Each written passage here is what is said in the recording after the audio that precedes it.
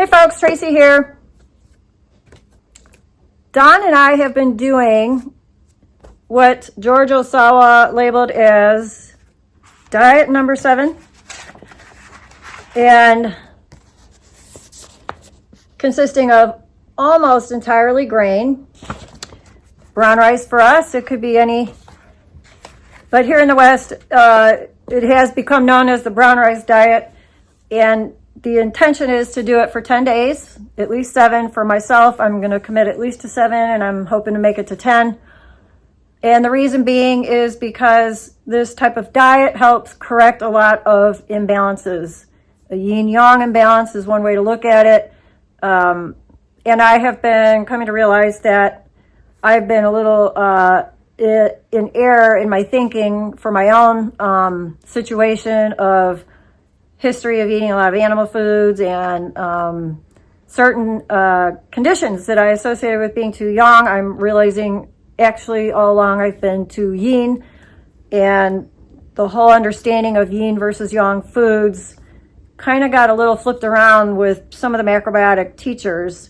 And as you go back to some of the earlier books, you'll get a better idea what how to understand foods, especially with respect to comparing within the same group.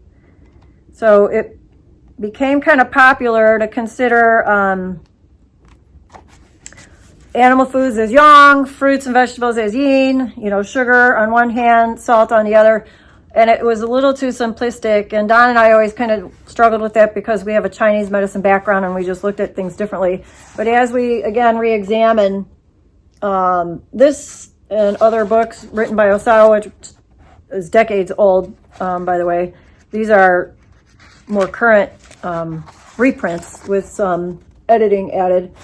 But in a nutshell, to keep this part short, because I'll talk more about as we go, the whole point of doing it isn't to lose weight like a diet that way. The whole point is to really reset the system and purify the blood and become more yang and correct some of the symptoms and imbalances that are a result of having been too yin. So I think as we go through this 7 to 10 day process, I'll share little tidbits about what that means and different recommendations, especially if anyone else out there would like to try to do this, what to look out for or expect, possible signs of discharge that some people might take as a bad thing, but could actually be a very healing thing, but you just want to be prepared and get the help that you need, or know what to, to possibly do to correct anything that's really uncomfortable. And just discussions about salt and fluids and anything else that comes up. So essentially, though, for the next 7 to 10 days, we'll be eating mostly brown rice, could be medium grain with some sweet grain, and some rice cakes possibly that I carry around when I'm away from home for a while as just something to have. And then we are adding a little bit, or I will be adding a little bit of perhaps some fermented vegetables, just small amounts, gamashio, sesame, roasted sesame, salt, sea salt, seasoning to put on the rice. I may have rice sometimes with a little umeboshi plum, which is also in the umesho kudzu tea that I did a video out you can check out, very healing tea. I may have it with a norishi or a little miso soup with wakame, and maybe just a little scallion and shredded daikon.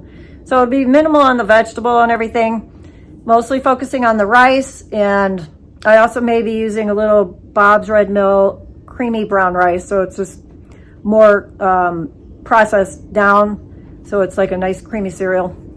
But so far we're cooking about 6 cups of brown rice a day, dry weight, and using a formula of 6 cups of brown rice with 8 cups of water and 1/4 teaspoon or a little more of sea salt per cup.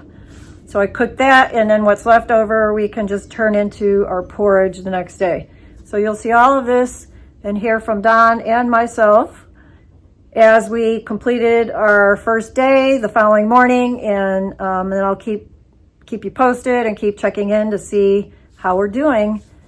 And yeah, just keep you updated. So if you have questions about it, if you're interested in this and you want to see the updates, do let me know in the comments below, and I'll see you in the next video. Bye-bye.